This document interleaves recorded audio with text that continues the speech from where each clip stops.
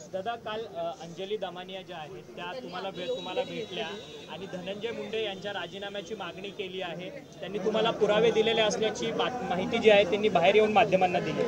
त्यांनी काही कागदपत्र माझ्याकडे त्या ठिकाणी दिली। मी ती कागदपत्र घेतली, ती पाहिली। मी आज कॅबिनेट झाल्यानंतर मुख्यमंत्री महोदयांना नागपूरला जायचं होतं, पण मी आज रात्री मुख्यमंत्र्यांची वेळ घेणार होतो, कारण मला काही विषयाच्या बद्दल मुख्यमंत्र्यांशी बोलायचं होतं। कारण डाव सोडून आल्यानंतर मला म्हणजे फोनवर आम्ही बोललो, परंतु समक्ष एकमेकाशी भेटून असं मला बोलता आलं नाही। पण ते म्हणले मी जाणार आहे, तर आत्ताच तुम्ही अँटी चेंबरमध्ये माझ्या या, आपण तिथं बसू, मग नंतर मी जाऊन जे काही विषय वेगवेगळे होते त्यावेळेला तुम्हाला जसं अंजली दमानिया भेटल्या तशा मला पण भेटल्या।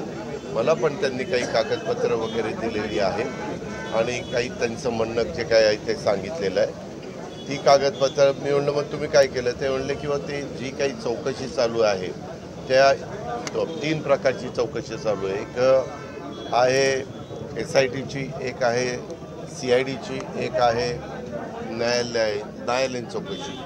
तर त्या संदर्भात CID आणि SITच्याकडं ती माहिती, कारण उद्याच्याला कुणी पुरावे दिले तर त्याची पण शहानिशा करायला लागते, त्या पद्धतीनं ते दिलेले आहे।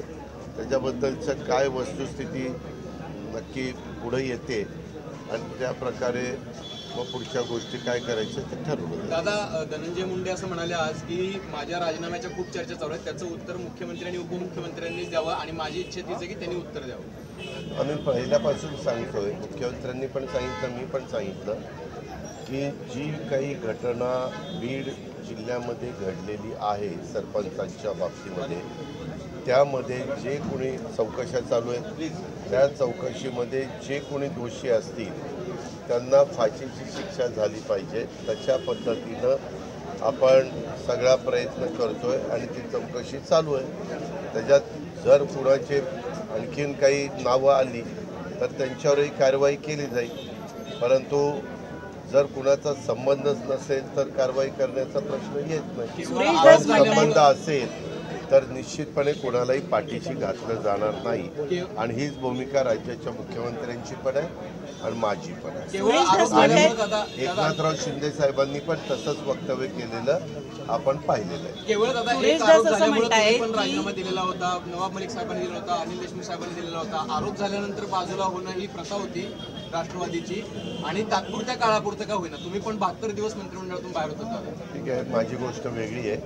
माझ्या त्यावेळेस जे काही घटना घडली होती ते बघितल्यानंतर मला ते असह्य झालं, म्हणून मी ते राजीनामा दिला। आता चौकशा चालू आहेत, तर चौकशीमध्ये मी पुन्हा तुम्हाला सांगतोय, दोषी कुणी असलं तरी त्याला पाठीशी घातलं जाणार नाही, कारवाई केलीच जाईल। सुरेश धस म्हणतायत की धनंजय मुंडेंचा राजीनामा मुख्यमंत्र्यांनी का घ्यावा, अजित पवारांनी तो घेतला पाहिजे, त्यांनी ते मान्य केलं पाहिजे। सुरेश धसला काय वाटतंय त्याला मला काही त्याच्याशी घेणं देणं नाही आहे। मी ह्या सरकारमध्ये भाजपच्या वरिष्ठ नेत्यांशी मी चर्चा करत असतो, त्यांच्याशी चर्चा करून महायुतीचं सरकार व्यवस्थित पुढं काम करावं, त्याच्यामध्ये एकनाथराव शिंदेंची पण महत्त्वाची भूमिका आहे। त्याच्यावर आम्ही निर्णय घेताना आम्ही प्रमुख लोक बसतो आणि निर्णय घेत असतो। असं वेगवेगळ्या पक्षातले खालचे कार्यकर्ते बोलायला लागले तर त्याला काही अंतच राहणार नाही। त्याच्या संदर्भामध्ये जी भूमिका असेल ते अमित शहा आम्हाला सांगतील, भाजपची आम्हाला देवेंद्र फडणवीस साहेब सांगतील, आम्हाला चंद्रशेखर बावनकुळे साहेब सांगतील, आम्हाला नड्डाजी सांगतील, हे बरोबर आहे ना। परंतु दादा धनंजय मुंडे हे सातत्यानं माध्यमांवरती खापर फोडतात आहे। एकीकडे महायुती मीडिया ट्रायल सुरू आहे, परंतु महायुतीचेच नेते मंडळी जे आहेत ते धनंजय मुंडेवरती आणि वाल्मिक कराडांवरती आरोप लावतात।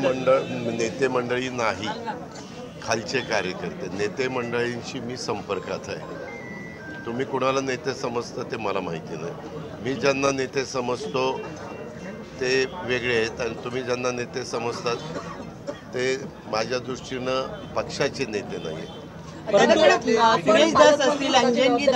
पहिल्यांदा बीडला आपण जाणार आहात, कशा पद्धतीने 30 तारखेला मी उद्याच रात्री माझी सगळी कामं करून संभाजीनगरला जाईल आणि तिथून रात्री उशिरा जाता आलं तर रात्री उशिरा किंवा सकाळी अर्ली मॉर्निंग मी बीडला जाईल. अर्धा दिवस मी बीडला आहे. मी तिथले पालक सचिव वाघमारे आहेत, त्यांनाही मी सूचना केलेली आहे की तुम्ही पण या, कारण पालक सचिव असले की आणखीन मला सोयीचं होईल. आणि बाकीचे जे कोणी DPCचे मेंबर असतात त्यांनाही निमंत्रित केलेलं आहे.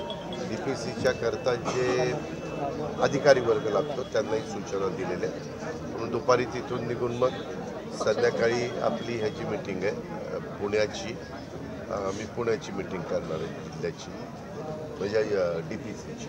दादा, नाना पटोले असतील, सुप्रिया सुळे असतील, हे सगळे वारंवार हे म्हणतात की आजपर्यंत नैतिकतेच्या आधारावर अनेक जणांनी जेव्हा आरोप झाले तेव्हा राजीनामे दिले.